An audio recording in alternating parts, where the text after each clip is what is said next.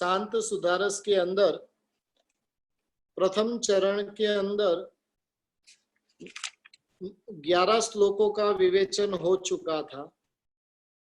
दूसरे चरण के अंदर प्रथम श्लोक का विवेचन हो गया था। आज हम दूसरे श्लोक से विवेचन प्रारंभ कर रहे हैं। पश्य भंगुरमिदं विषय सुख सौहृदं पश्यतामेव नश्यति सहासम एतदनुहरति संसार रूपम रया ज्वलद जल बालिका रुचि विलासम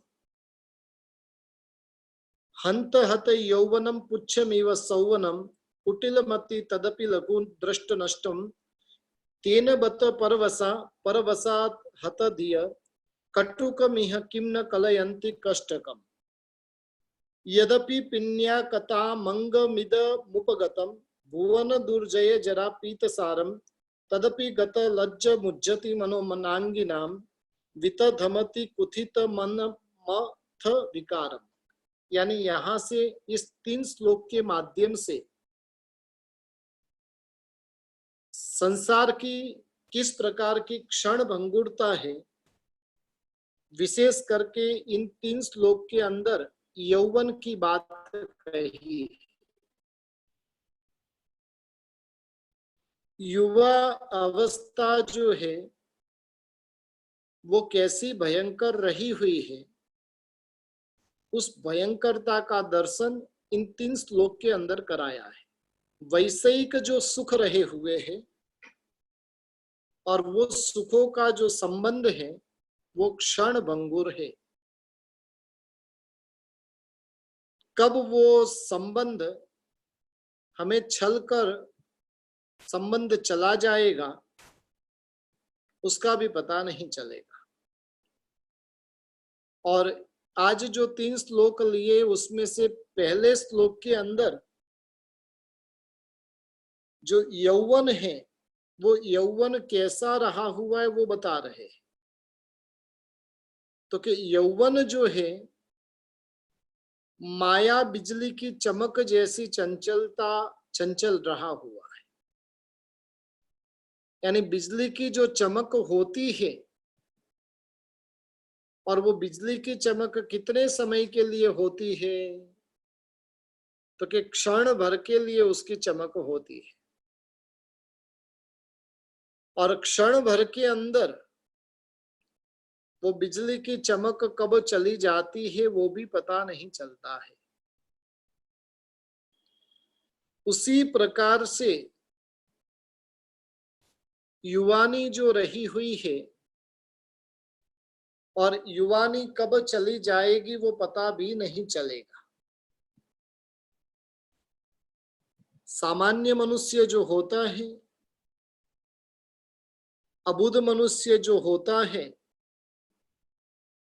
विषय सुखों को भोगने का अच्छा समय यौवन काल को समझता है। बाल्य अवस्था में विषय सुखों को भोगने की समझ होती नहीं है, वृद्धा अवस्था में वैसी शक्ति होती नहीं है और इसलिए वो अबुध मनुष्य जो रहा हुआ है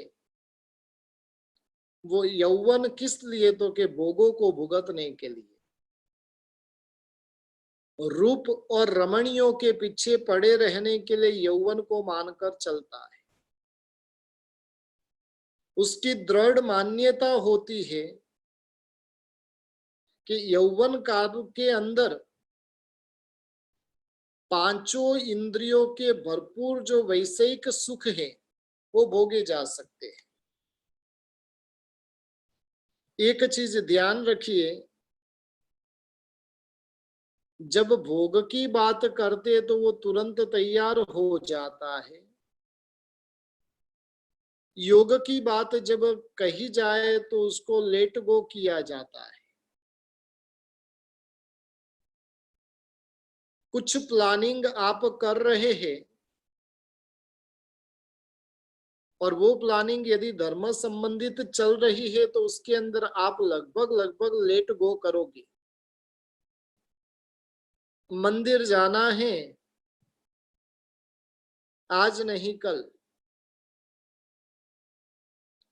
लेकिन भोगों को भुगतना है कल नहीं अभी। और ये मनः स्थिति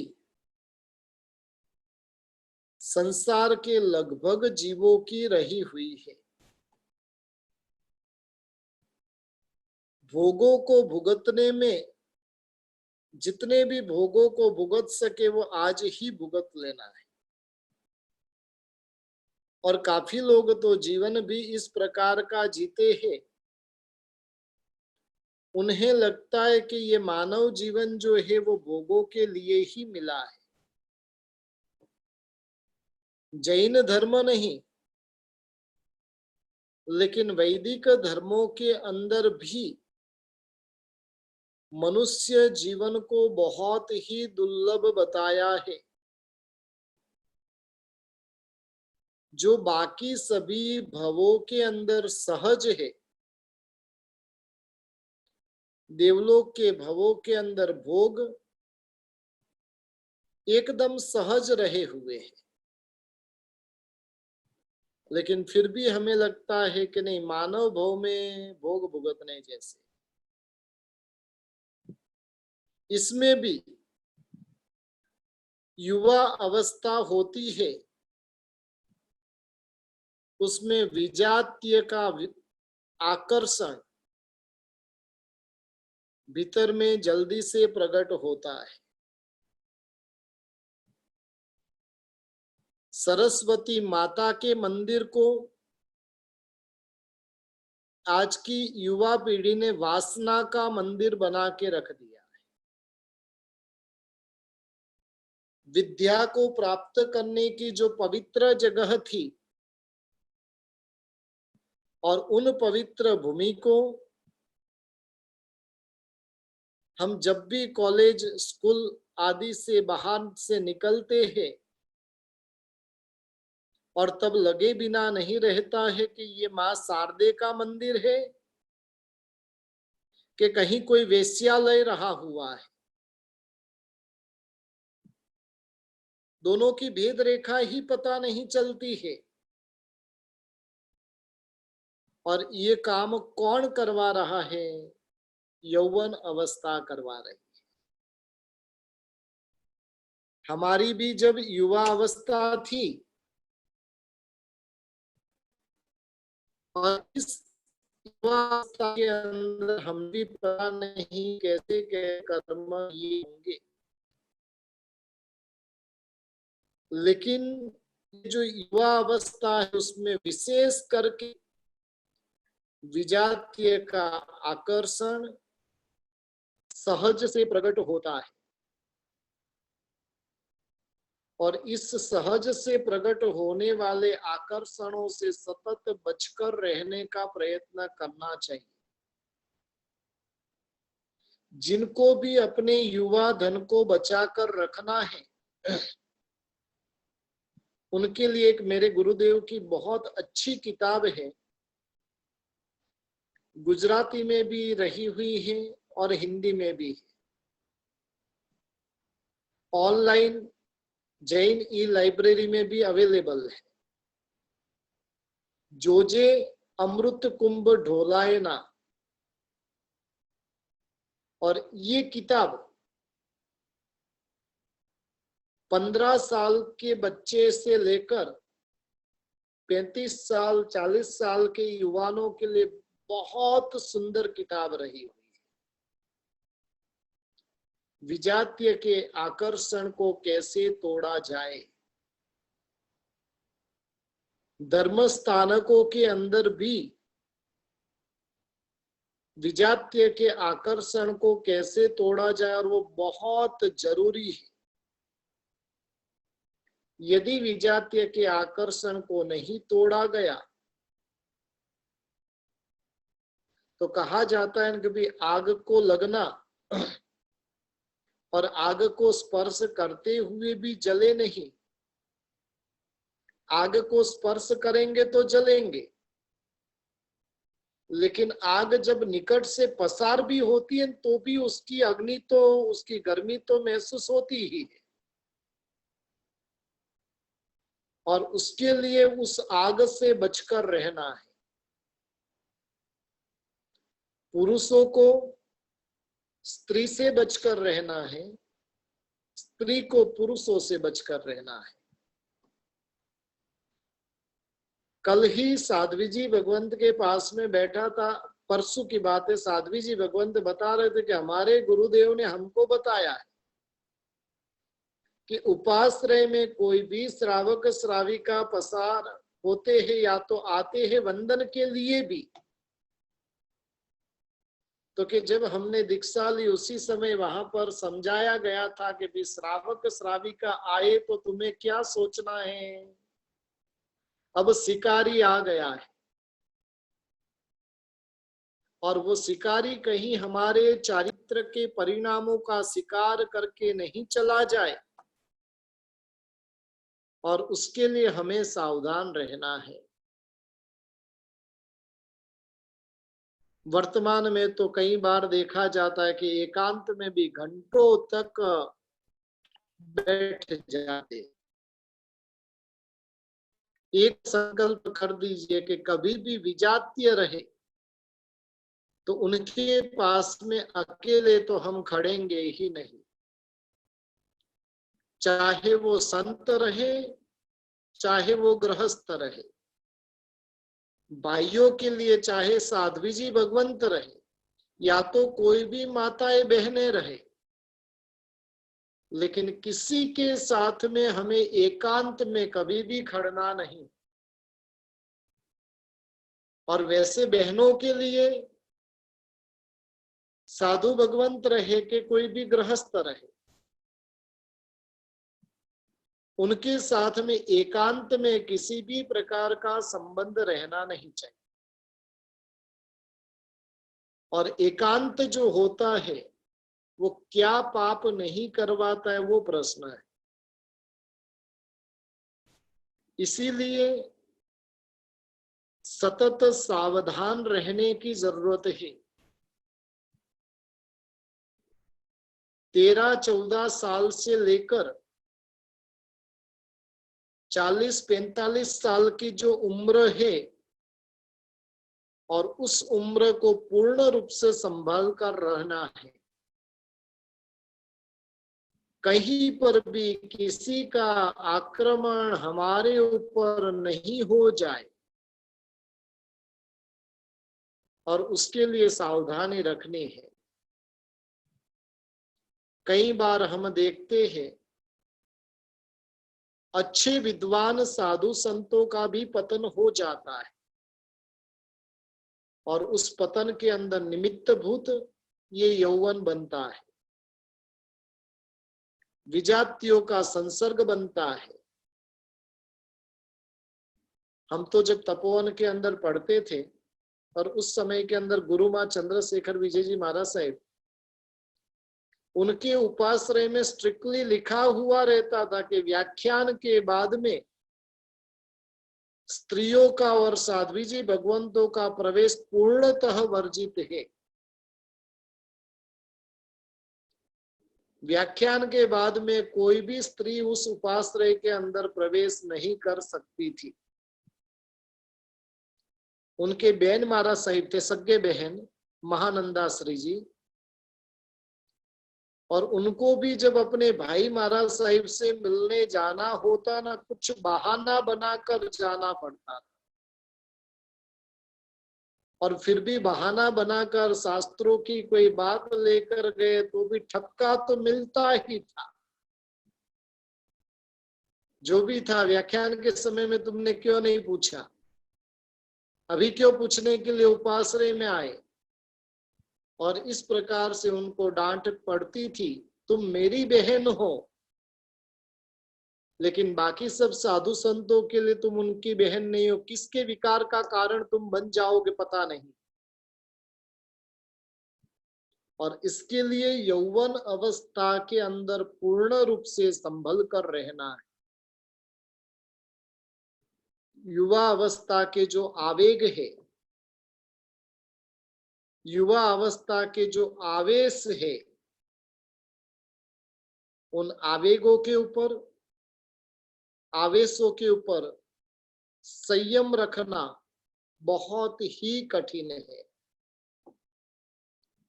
नंदीसेन जैसे मुनि भगवंतों का पतन हो सकता है, रथ नेमी जैसे महापुरुषों का पतन हो सकता है, रावण जैसे महान योगी का पतन हो सकता है, संभूति मुनि जैसे बड़े तपस्वी का पतन यदि हो सकता है तो हम क्या है। इसलिए वैसे समय अंदर हमें बता रहे हैं कि यौवन जो है वो बिजली की चमक के जैसा है और इस यौवन को पूर्ण रूप से सार्थक करने का प्रयास करना है। जीवन को नंदनवन बनाना है तो अच्छा साहित्य पढ़ने की रुचि रखो। जो अच्छी अच्छी किताबें पढ़ता रहता है उसका माइंड सदा के लिए फ्रेश रहता है और माइंड को फ्रेश रखने के लिए जरूरी है सत साहित्यों का वांचन करते रहना। जिसको पढ़ने की आदत नहीं है, अच्छे साहित्य पढ़ने की आदत नहीं है, वो व्यक्ति कब पतन की गर्हा में चला जाएगा वो भी पता नहीं चलेगा। 24 घंटे का दिन है, 8-10 घंटे खाने पीने में चले जाते, 8-10 घंटे सोने में चले जाते। बचे हुए 2-4 घंटों में से कम आधा घंटा भी कोई भी जो धार्मिक किताब आपको जिसमें रुचि रहे, तत्व पढ़ने की रुचि नहीं है तो प्रारंभ में स्टोरी पढ़ना ही शुरू करो। लेकिन वो पढ़ने की आदत यदि होगी तो वो आदत जाकर है ना हमें आने वाली उम्र में बहुत कुछ सहायक वो बन सके। सत साहित्य के वांचन की आदत डालना बहुत जरूरी है यदि यौवन को सुरक्षित रखना है तो। सुरक्षित भी रखना है और साथ में जो यौवन से जो काम लेना है वो काम भी ले लेना है। काफी लोग होते हैं, अभी जैसे मैंने बताया कि धर्म की बात आती है और लेट गो करते, और काफी लोग कहते हैं कि भी बुढ़ापे में करेंगे। क्या कहते हैं, जो भी धर्म करना है वो धर्म बुढ़ापे में करेंगे। अब बुढ़ापे में साथ शरीर देगा ही ऐसा कोई जरूरी है? और जो बुढ़ापे में करने की बात कर रहे हैं उनको यदि पूछ लीजिए कि जो बुढ़ापे में वो सब धर्म ही कर रहे हैं। एक चीज ध्यान रखिए कि बचपन में किया हुआ रहेगा, युवा अवस्था में किया हुआ रहेगा तो ही बुढ़ापे में धर्म कर पाएंगे। यदि युवानी में धर्म नहीं किया है तो बुढ़ापे में भी कोई हालत में धर्म होगा नहीं, क्योंकि रुचि ही नहीं है। अब रुचि नहीं है तो क्या बुढ़ापे में जाकर रुचि जगाएंगे? संभवित ही नहीं है। इसलिए यौवन को सार्थक करना बहुत जरूरी। यौवन को अनित्य बताते हुए वापिस बताया कि यौवन जो है उसके अंदर कैसे उन्माद होते, तो कि कुत्ते की पूंछ की तरह। कुत्ते की जो पूंछ होती है वो टेढ़ी होती है, उसी प्रकार से जो यौवन है वो उन्माद से भरा हुआ रहता है और उस यौवन को शांत करने का प्रयास करना है। कुत्ते की पूंछ और यौवन देखते ही देखते यौवन कब नष्ट हो जाएगा पता नहीं। और जब व्यक्ति के मन के अंदर वासना प्रवेश कर जाती है और उस समय के अंदर उसे बच पाना बहुत ही मुश्किल हो जाता है। और ऐसे 3-3 श्लोक के माध्यम से महोपाध्याय श्री विनय विजय जी महाराजा ने युवा अवस्था कैसी रही हुई है और उसको बताने का प्रयास यहाँ पर किया है। और युवा अवस्था के कारण वो किसी भी प्रकार के अकार्य करने में भी संकोच महसूस नहीं करता है। एक संत की वो बात आती है ना, संत के बाहर बैठे हुए और बैठे बैठे पूरे दिन भर उनका एक ही रटन चलता था, अगली अच्छी, पिछली अच्छी, बीच वाले को डंडे से मार। संत का वचन क्या था? अगली अच्छी, पिछली अच्छी, बीच वाली को डंडे की मार। अब हुआ यूं, संत जिस समय में बोल रहे थे और उस समय के अंदर 3 पनिहारन पानी भरने के लिए जा रही थी। पूर्व के काल में आज के जैसे नल नहीं थे, गांव के बाहर कुआं होता था, वहां पर पानी भरने के लिए जाना पड़ता। आगे जो चल रही थी वो बनिए की वाइफ थी, पीछे जो चल रही थी वो ब्राह्मण की वाइफ थी और बीच में जो चल रही थी वो पटेल की वाइफ थी, रबाड़ी की वाइफ थी, क्षत्रिय की वाइफ थी। अब वो तीनों क्या सोचती है? वो पटेल की वाइफ है, वो सोचती है अगली अच्छी, यानी कि बनिए की पत्नी को वो अच्छी बता रहा है, ब्राह्मण की पत्नी को वो अच्छी बता रहा है और मुझे डंडे से मारने का बोल रही है। घर पे गई,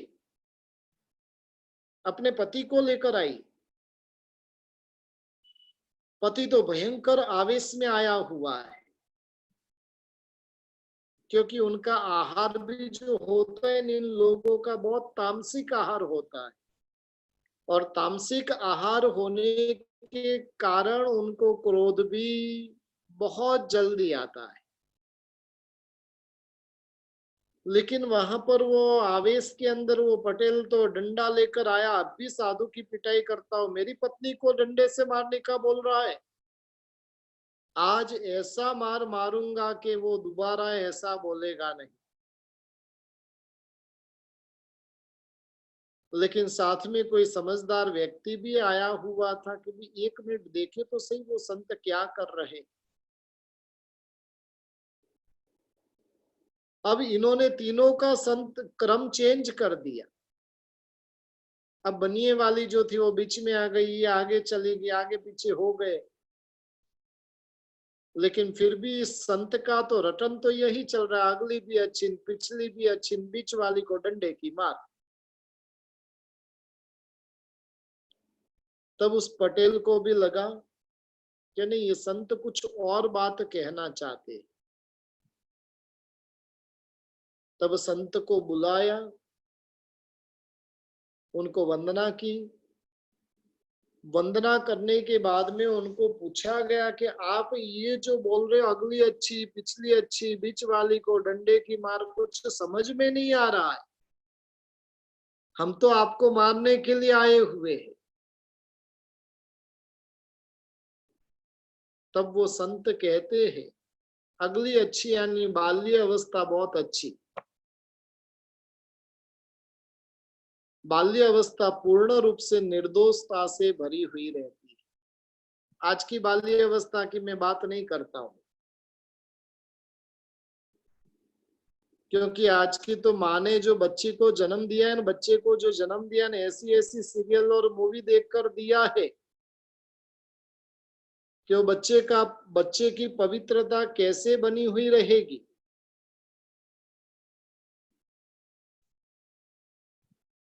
आजकल की जो हमारी सीरियलें होती है वो सीरियलें कैसी पता है?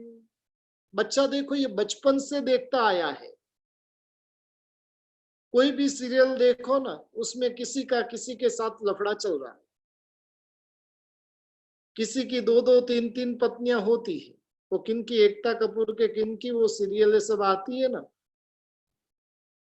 और उसके अंदर एक कोई दो दो पत्नी, वो बचपन से दो दो पत्नी देखता आया, बड़ा होकर क्या करेगा? उसका दिमाग भी इसी प्रकार की वासना से भरेगा। माता को यदि संतान को जन्म देना है तो संतान का पालन 9 महीने तक उपाश्रय में जाकर करो। और अपने यहाँ पर ऐसी व्यवस्था कुछ होनी चाहिए कि जो भी गर्भवती स्त्री रहे, वो जैसे ही पता चला है कि वो गर्भवती है, उसको जाकर साधु संतों के उपाश्रय में रख देना, खाना पीना भी उधर, रहना भी उधर। और जो साध्वी जी भगवंतों के द्वारा ऐसे ऐसे संस्कार उन्हें प्रदान किए जाएंगे, और वो संस्कारों के साथ में यदि उसका जन्म हुआ तो जिन शासन का कोई महान प्रभावक पुरुष उसमें से प्रकट हो सकता है। आजकल घर के अंदर रहकर गर्भ का पालन पोषण करना और उसके अंदर यानी ऐसे प्रभावक पुरुष प्रकट होना असंभव सी बात लगती है। लेकिन इस प्रकार से यदि पालन पोषण होता है तो वो संतान भी एक शासन प्रभावक पुरुष प्रकट हो सकती है।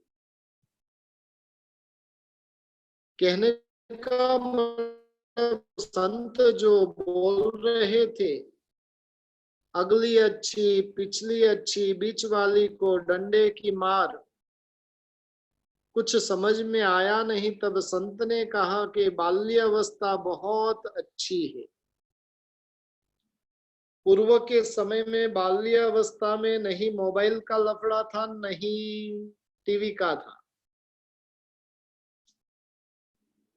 आज तो बच्चा 4 महीने का 2 महीने का है, तब से माँ ने वो म्यूजिक का आदत डाल दिया है।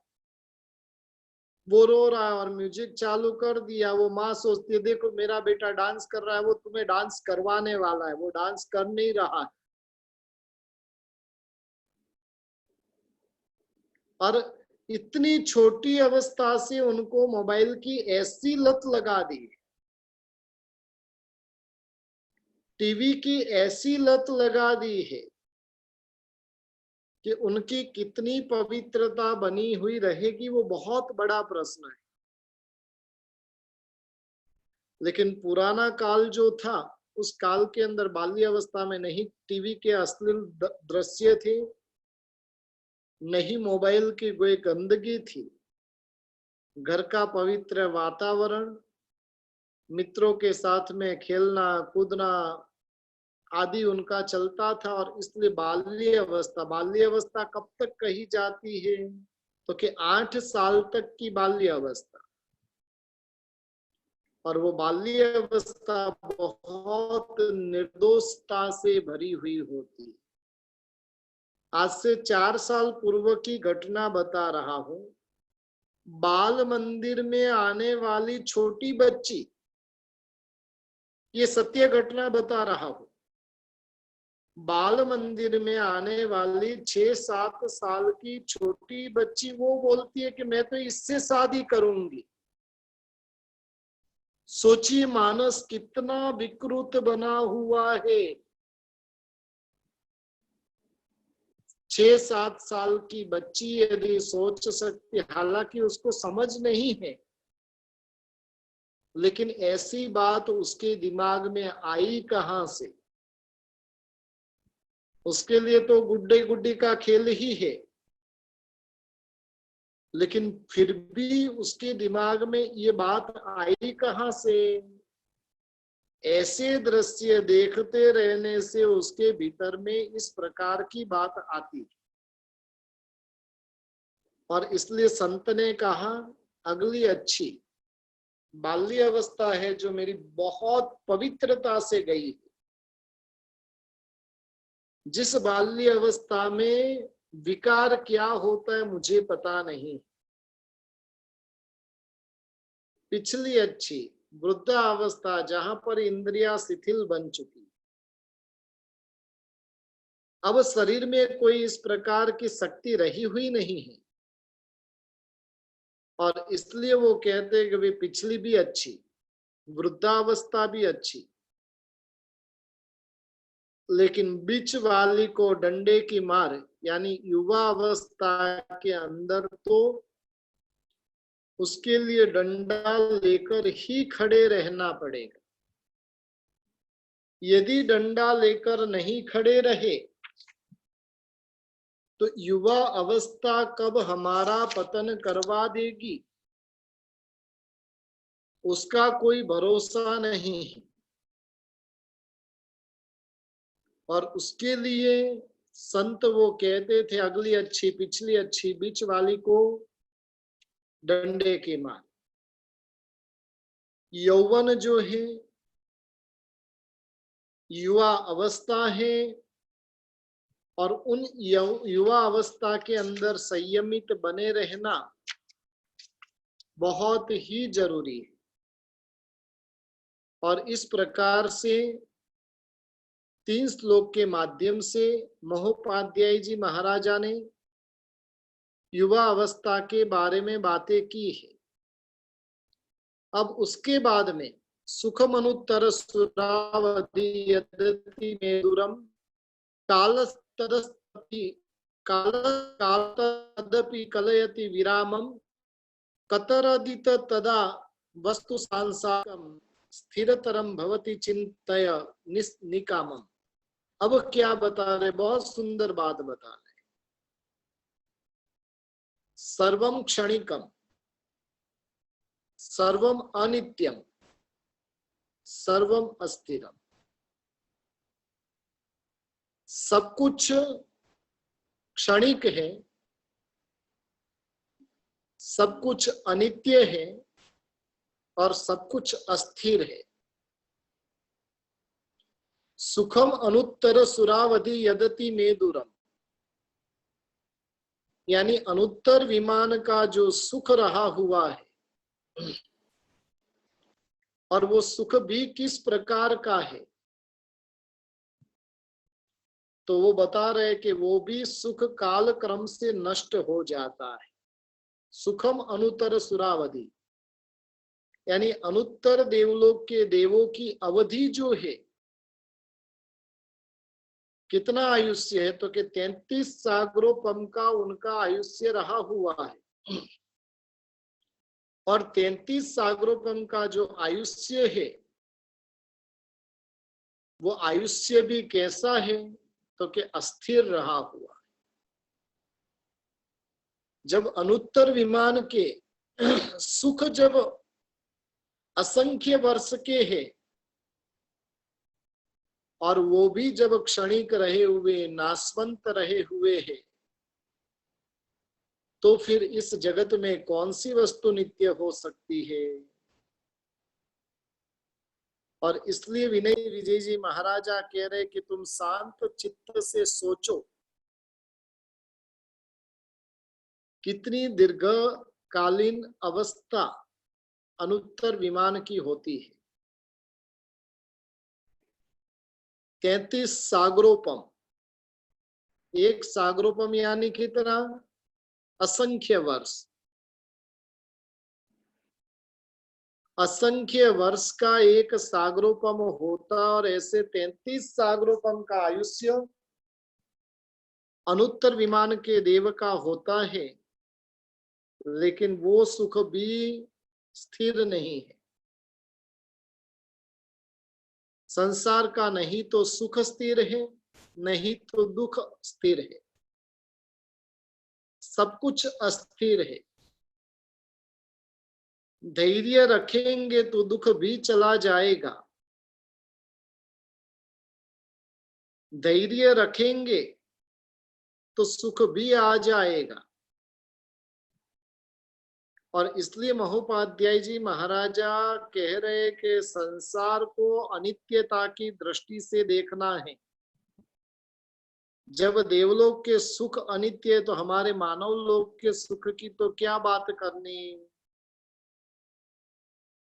33 साल का सागरोपम का यदि समय भी कब व्यतीत हो जाता है पता नहीं चलता है, तो हमारा तो आयुष्य कितना रहा हुआ है। 50, 60, 70 साल का आयुष्य, और वो आयुष्य कब परिपूर्ण हो जाएगा पता भी नहीं चलेगा। और इसलिए कहते हैं कि जो अनित्य है, जो क्षणिक है, वैसे सुखों की स्थिरता क्या करना। आज नहीं तो कल जाने वाला, और उसकी इच्छा भी नहीं करनी। इच्छा नहीं होगी तो प्रयत्न भी नहीं और पुरुषार्थ भी नहीं। विशिष्ट तपश्चर्या से